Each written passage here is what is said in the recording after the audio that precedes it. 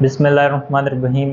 जी students, आज जो हमारा लेक्चर है तो इसमें हमने ग्रेड 12 मैथ्स के बीके एक्सरसाइज 2.2 में क्वेश्चन नंबर 5 सॉल्व करना है। तो वो हमारे पास इस तरह है कि sketch the graph for the following parametric curves. अच्छा, यहाँ पे ये हमारे पास गिवन है और इसके लिए ये हमारे पास पैरामीट्रिक कर्व से इसके लिए हमने ग्राफ ड्रा करना है। लेकिन इससे पहले यहाँ पे हमने समझना है कि पैरामीट्रिक फंक्शन क्या होता है। फॉर एग्जाम्पल यहाँ पे ये मैंने लिख दिया कि x equal to f of t, मतलब यहाँ पे हमारे पास एक फंक्शन है। दूसरा मैंने लिख दिया कि y equal to f of t, ये दूसरा भी एक फंक्शन है। अच्छा, यहाँ पे ये जो डोमेन है तो वो है t, और इसमें भी जो अब यहाँ पे ये जो डोमेन है मतलब ये जो t है तो इस t को यहाँ पे बोला जाता है पैरामीटर, और यहाँ पे ये जो t है तो इसको भी बोला जाता है मतलब पैरामीटर। मतलब यहाँ पे ये हमारे पास दो फंक्शन है, इसका डोमेन भी t है, इसका डोमेन भी t है और इसको बोला जाता है पैरामीटर।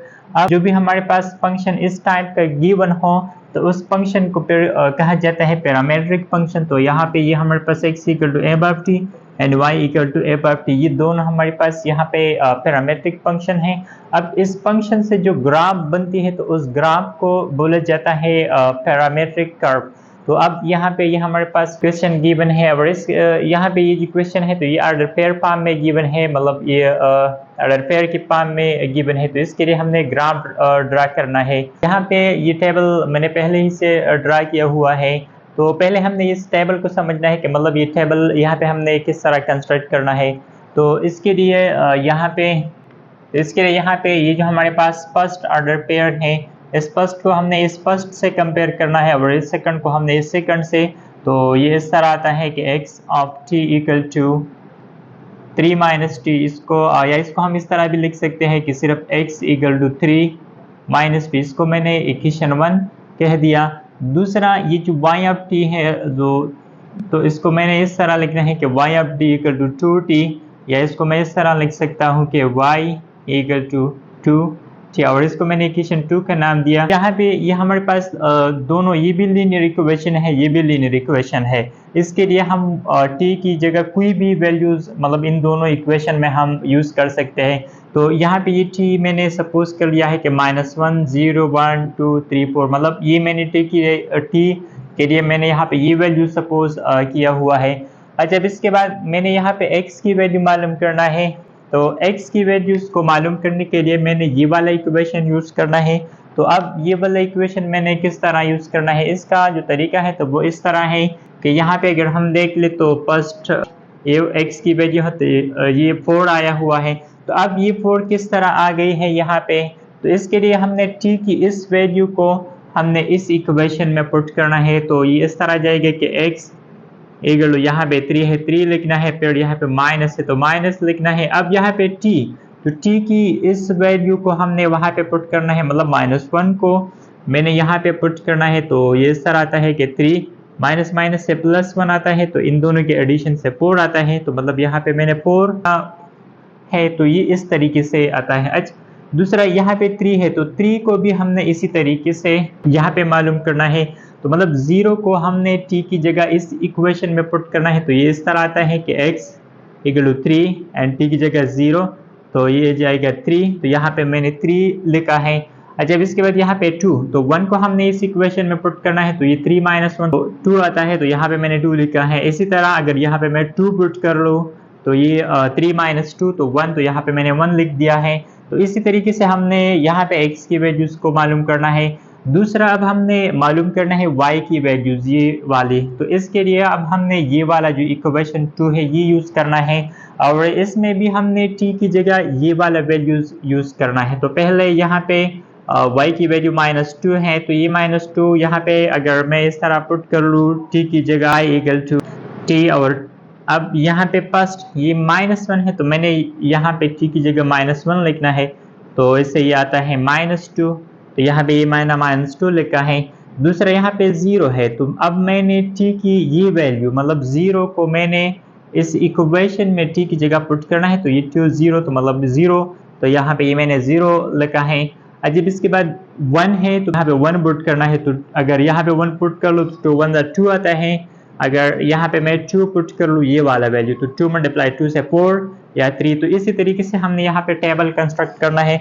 जब इसके बाद यहाँ पे मैंने ग्राफ वो कंस्ट्रक्ट करना है तो उसका जो तरीका है तो वो इस तरह है कि यहाँ पे हमने ये ऑर्डर पेयर को यहाँ पे मालूम करना है। तो पहला जो ऑर्डर पेयर है तो ये वाला ऑर्डर पेयर हमने देखना है कि 4 and -2, तो मतलब x या +4 ये है और y -2, तो वो हमारे पास ये वाला है। तो फर्स्ट हमने ये वाला प्लेस यहाँ पे वो इस तरह शेड करना है या प्लॉट करना है। दूसरा 3, तो x यहाँ पे 3 है मतलब ये वाला, और 0, तो यहाँ पे y भी 0 होता है, तो मतलब दूसरा हमने ये वाला शेड करना है। अच्छा इसके बाद ये वाला 2 और 2, तो x यहाँ पे ये 2 है और y यहाँ पे ये 2 है, तो इन दोनों को यहाँ पे हमने ये इस तरह शेड करना है। तो ये तकरीबन ये वाला प्लेस आ जाएगा। इसके बाद अब हमने ये 1 और 4, तो यहाँ पे ये 1 है और ये वाला 4, तो तकरीबन ये वाला प्लेस हमने यहाँ पे वो शेड करना है। इसके बाद -1, तो यहाँ पे ये -1 है और y ये 8, तो ये तकरीबन ये वाला प्लेस आता है, आ जाएगा। और जब इसको हमने ज्वाइन करना है तो आपने इसको पुट से ड्रा करना है, तो फिर ये बहुत ही अच्छा आएगी, मतलब स्ट्रेट मुकम्मल ये स्ट्रेट लाइन आ जाएगी। अच्छा यहाँ पे ये मैंने ड्रा कर लिया, तो ये हमारे पास इस तरह की वो ग्राफ बन गई। ये दोनों इक्वेशन यहाँ पे लीनियर इक्वेशन है, तो इसी वजह से यहाँ पे जो ग्राफ बन गई तो ये भी स्ट्रेट लाइन आ गई, क्योंकि हमें मालूम है कि जब भी हम लीनियर इक्वेशन के लिए ग्राफ ड्रा करते हैं तो वो स्ट्रेट लाइन आते हैं। तो यहाँ पे ये इक्वेशन 1 की ग्राफ हमने ड्रा कर लिया। तो इसी तरीके से हमने इसके लिए टेबल और ग्राफ वो कंस्ट्रक्ट करना है। जिसके बाद जो हमारे पास बी पार्ट है तो हमारे पास ये वाला गिवन है, तो यहाँ पे भी हमने ये फर्स्ट जो एलिमेंट है तो इसको हमने फोरकास्ट से कंपेयर कर लिया, और दूसरा एलिमेंट उसको हमने -3 sin t से कंपेयर कर लिया। जब इसको मैं इस तरह भी लिख सकता हूँ कि x डिवाइड, मतलब यहाँ पे कास्ट t को हमने एक साइड पे लिखना है, तो यहाँ से हमने 4 को ख़त्म करना है, तो बोथ साइड को हमने डिवाइड करना है 4 से, तो ये x divided by 4 equal to cos t, ये इस तरह आ जाएगी। इसको मैंने इक्वेशन 1 का नाम दिया। इसी तरह ये वाला भी हम इस तरह लिख सकते हैं कि बोथ साइड को हमने डिवाइड करना है -3 से, तो ये इस तरह आ जाएगा, तो मैंने इक्वेशन 2 का नाम दिया। अच्छा इसके बाद यहाँ पे ये मैंने इस तरह लिखना है कि add and square equation 1 and equation 2। इसका मतलब ये है कि हमने ये इक्वेशन 1 और इक्वेशन 2 को ऐड करना है और इसका हमने स्क्वायर भी वो लेना है। तो लेफ्ट साइड को हमने इस लेफ्ट साइड से ऐड करना है और राइट साइड को हमने राइट साइड से ऐड करना है, तो ये इस तरह आ जाएगा कि x square and divided by 4 square, ये इस तरह लिखना है, एन प्लस, तो इसके बाद यहाँ पे ये जो लेफ्ट साइड है तो y स्क्वायर एंड -3 स्क्वायर, तो ये इस तरह एन इक्वल टू, ये हमने इस तरह लिखना है कि cos square t and plus ये दूसरा ये इस तरह जाएगी कि sin स्क्वायर t।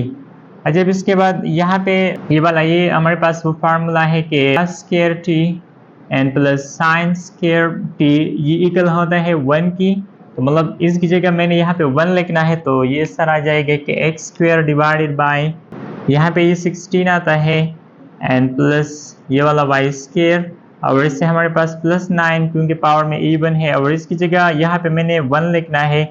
अच्छा यहाँ पे ये हमारे पास ये इक्वेशन आ गई। अब यहाँ पे ये मैंने यहाँ पे लिख दिया है कि एलिप्स, तो यहाँ पे हमने पहले ये समझना है, ये हमारे पास इस तरह का शेप होता है, जो एक होते हैं तो उसका जो शेप है तो उस शेप को कहा जाता है एलिप्स। तो मतलब यहाँ पे ये भी हमारे पास एक एलिप्स है, और इसकी जो जर्नल फॉर्म होती है तो वो हमारे पास ये वाला है कि x square divided by a square plus y square divided by b square. तो अब इस जर्नल फॉर्म को हमने यहाँ पे यूज़ करना है, तो ये इस तरह आ जाएगी कि x स्क्वायर डिवाइडेड बाई, मतलब ये वाला जर्नल फॉर्म यहाँ पे ये मैंने यूज़ करना है कि x square divided by a square and plus y square divided by b square and equal to 1। अच्छा तो अब इसको यूज़ करने का तरीका ये है कि यहाँ पे हमने a की वैल्यू और b की वैल्यू मालूम करना है। तो a यहाँ पे a स्क्वायर, मतलब a स्क्वायर की डिनोमिनेटर में a स्क्वायर है, तो यहाँ पे ये हमारे पास a स्क्वायर की वैल्यू होता है, मतलब यहाँ पे a स्क्वायर वो इक्वल आ गई 16 की। दूसरा यहाँ पे 9 है y स्क्वायर की डिनोमिनेटर में, और यहाँ पे y स्क्वायर की डिनोमिनेटर में b है, तो इसका मतलब यहाँ पे जो b स्क्वायर है तो वो इक्वल है 9 की।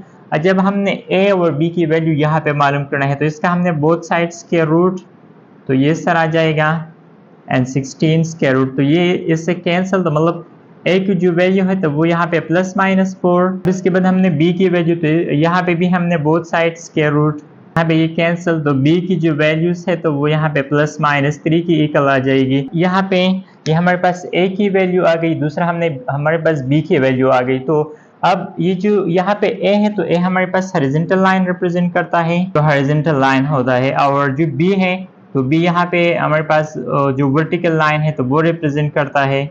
यहाँ पे ये मैंने लिख दिया है कि ये जो हमारे पास हॉरिजॉन्टल लाइन है तो ये जो फर्स्ट पॉइंट होता है तो ये A0, और जो सेकंड पॉइंट होता है तो वो माइनस A0। इसी तरह ये जो वर्टिकल लाइन है तो यहाँ पे ये 0B और यहाँ पे ये 0 माइनस B। तो अब यहाँ पे हमने इसके लिए वो ग्राफ ड्रा करना है, तो ये इस तरह जाएगा। यहाँ पे ये वो वर्टिकल लाइन ये वाला मैंने ड्रा कर लिया, हॉरिजॉन्टल लाइन। यहाँ पे ये A है तो मतलब A को हमने इस हॉरिजॉन्टल लाइन पर रिप्रेजेंट करना है, तो A तो प्लस A, तो मतलब A यहाँ पे वो इक्वल है 4 की, तो ये हमारे पास यहाँ पे 4, तो ये इस तरह जाएगा। दूसरा यहाँ पे A की वैल्यू माइनस 4 भी है, तो माइनस 4 को हमने यहाँ पे ये माइनस A0, तो मतलब ये हमारे पास ये वाला फिक्र बना जाएगा। तो यहाँ पे ये मैंने इस तरह रिप्रेजेंट करना है कि यहाँ पे ये हमारे पास माइनस 4 है। दूसरा अब हमने वर्टिकल लाइन, तो B हमें वर्टिकल लाइन शो करता है, तो वर्टिकल लाइन का मतलब यहाँ B मैंने लिख दिया है कि 0B मतलब प्लस, तो सपोज कर ले कि ये हमारे पास प्लस 3, और दूसरा वो ये सपोज कर ले कि ये हमारे पास माइनस 3। अच्छा, अब इन पॉइंट्स को हमने ज्वाइन करना है, तो इस तरह हमने ज्वाइन करना है कि 3 को हमने इस तरह ज्वाइन करना है माइनस 4 से, माइनस 4 को ज्वाइन करना है इस माइनस 3 से। इसी तरह फिर ये जो 3 है प्लस 3, तो इसको हमने ज्वाइन करना है यहाँ पे प्लस 4 से, और ये जो प्लस 4 है तो इसको हमने यहाँ पे ज्वाइन करना है माइनस 3 से। तो यहाँ पे इसका जो ग्राफ है तो वो हमारे पास ये वाला आ गई। तो इसी तरीके से हमने इसके लिए ग्राफ कंस्ट्रक्ट करना है।